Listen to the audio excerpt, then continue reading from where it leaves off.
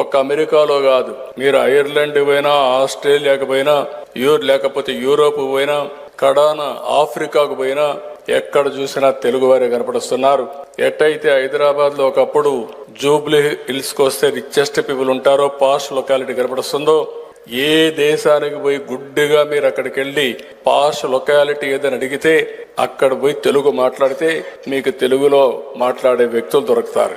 అది ఈరోజు మనం సాధించిన విజయం. కొన్ని సిటీస్ లో చూస్తే ఇక్కడ కంటే అక్కడ మొత్తం విజయవాడ, హైదరాబాదు, వరంగల్ మారుగా అక్కడ కూడా రాణించే పరిస్థితికి వచ్చారు. ఒక చిన్న ఉదాహరణ చూస్తే మొన్ననే 23-24 3,30,000 మంది భారతీయ విద్యార్థులు అమెరికాకి వెళ్లారు చదువు కోసం.